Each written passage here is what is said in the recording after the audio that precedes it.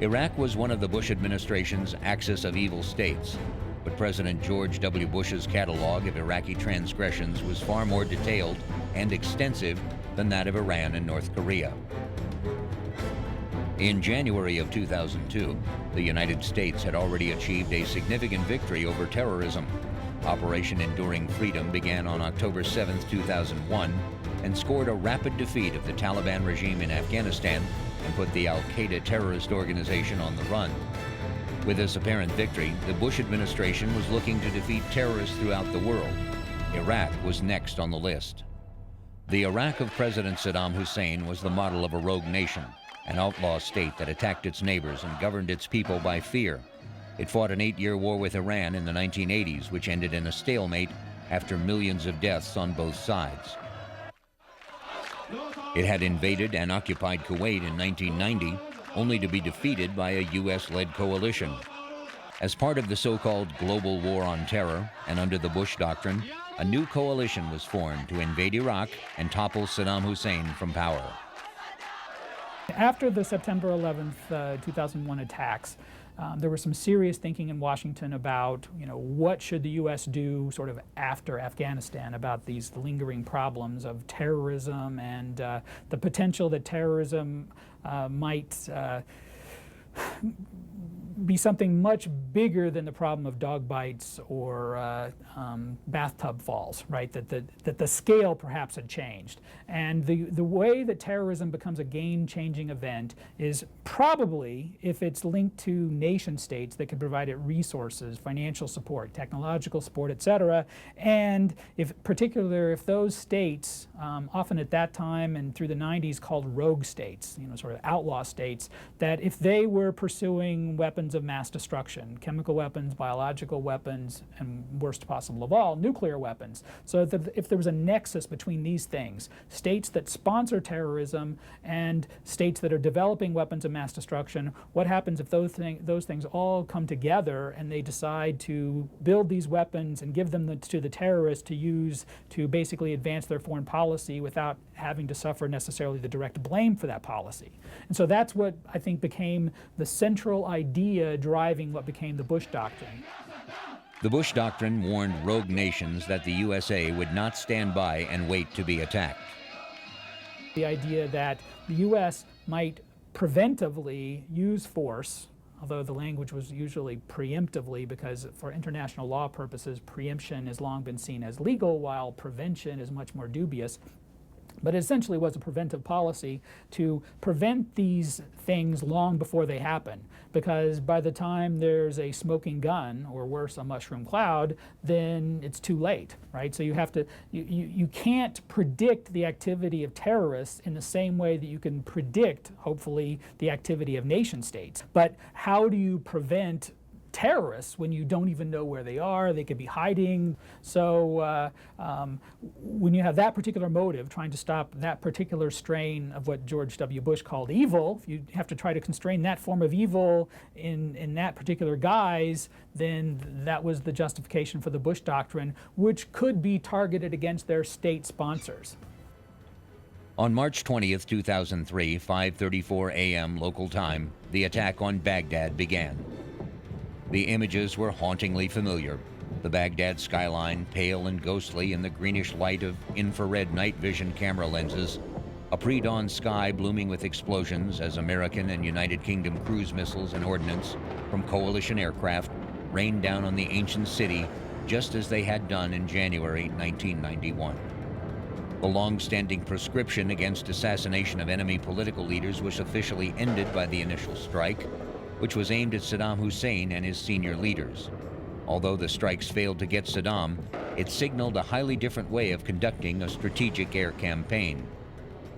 Allied special forces had infiltrated Iraq long before the start of hostilities and mapped the most important strategic targets for the air war planners. They continued to provide targeting information throughout the aerial campaign, including a second direct attempt on Saddam.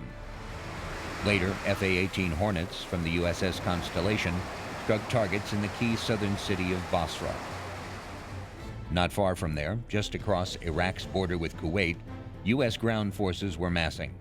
The 3rd Infantry Division, 1st Marine Expeditionary Force, and British Royal Marines were preparing to cross into Iraq and move on Basra.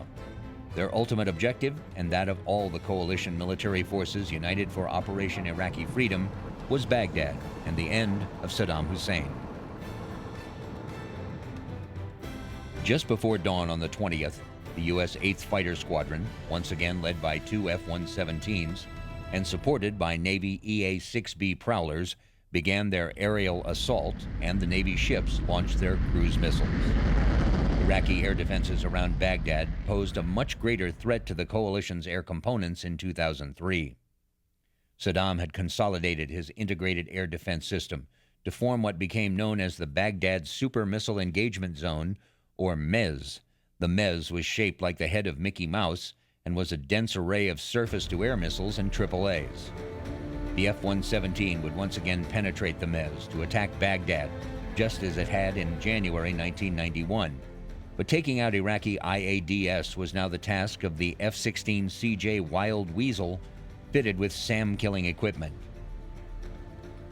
The bulk of the F-16CJ's first Iraq sorties were force protection, operating inside pre-assigned kill boxes into which strike aircraft were routed to attack fixed and mobile targets. Threats that came online within the boxes were struck or scared off air by the threat of a harm targeting system in flight. These missions were supplemented by sorties of 4 ship flights of F-16CJs, firing 2 harms each towards the locations of known threat emitters. Disappointingly for the SAM hunters, the Super MEZ stayed offline for the most part, and when it appeared that the Wild Weasels were meeting with almost no resistance, they turned their attention from suppressing the IADS to physically destroying it. The air war was very similar to Desert Storm.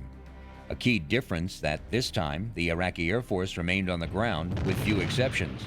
On the brink of the U.S.-led invasion, Saddam Hussein disregarded his Air Force's wishes to defend the country's airspace against coalition aircraft and ordered the bulk of his fighters disassembled or buried to keep them out of harm's way. There were also new technologies emerging that were making the job of ousting Iraq's dictator easier. The first was the RQ-1 Predator drone that had debuted in the Balkans in 1995, but which was now able to stream live footage into the cockpits of some of the strike fighters over the battlefield. If a Predator unmanned aerial vehicle located a target rather than simply talking the eyes of the pilot or weapons systems officer onto the ground, the Predator could now send images to show exactly what the target looked like. This was very useful against mobile targets when passing a set of fixed coordinates was ineffective. Perhaps the most interesting of concepts developed and matured over Iraq from 2003 to the end of combat operations in 2010 is that of network-centric warfare, where the strike aircraft and fighters are all linked to each other and AWACS and ground data links. The fighter data link, which allows the likes of the F-15s and F-16 to be sent target and threat data over the net, came into full use during Operation Iraqi Freedom. The ground war began on day 1 of the war, when coalition armor and infantry crossed into Iraq and headed for Basra and Baghdad. On the second day, the full force of coalition air power was brought to bear on command and communication targets within Baghdad. Over 700 aircraft dropped 3,000 precision-guided munitions that second day. Returning to base, aircraft were refueled and rearmed for the next mission. Some pilots did not want to stay on the ground for long, no matter what the condition was of their aircraft. My buddy Steve Douglas is a pilot, and I'll probably get in trouble for telling the story on him, but he lands at the FARP, and I see him, and he's got like bullet holes, and stuff's not working, and every single one of those pilots, I swear, they were probably disobeying direct orders to get their butts back to Kuwait, to get something fixed or not, but those guys were staying in the air, and they were absolutely going to take it to the enemy forward and make sure the boys on the ground were covered come hell or high water. So I remember Steve being like, "You didn't see me here. If anybody asked, I wasn't here." Those kinds of things, seeing the pilots come down, and it's something as a mundane task as pumping gas and putting ordnance on. The Marines really understood the bigger picture, and I think talking to the pilots that landed at our positions, they really got a full understanding of this stuff's really important, and this is no joke. And it may be the behind-the-scenes grunt work, the dirty work. But if we don't do it, people die. And so I think it gave them a new appreciation for it. And I love all the pilots. They were so great. They'd come back and be like, this bomb, I'm going to go do this thing with it. That last thing you loaded, this is what I got. So it really motivated my guys. And I'll forever be grateful for that because it kept their heads in the game. The ground advance was slowed on the 5th and 6th days of the war by sandstorms and stiff Iraqi resistance, but the lack of effective command and control meant that most of the Iraqi defenders could not put together a well-organized defense.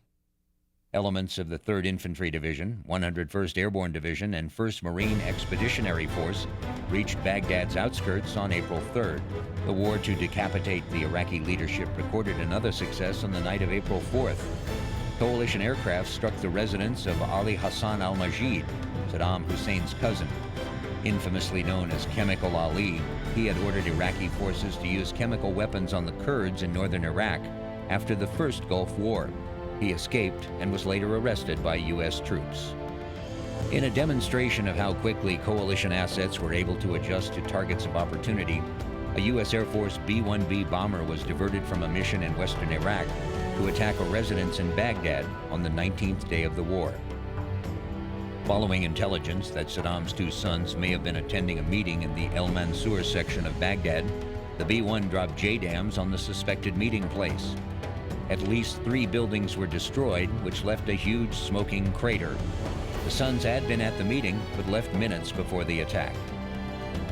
As the 3rd week of the war drew to a close, elements of the U.S. 3rd Infantry Division, mechanized, raced through the streets of Baghdad on the first of 2 thunder runs to test the defenses of the city. Coming in from the east, units of the 1st Marine Division linked up with the 3rd and established a holding position in the center of the city.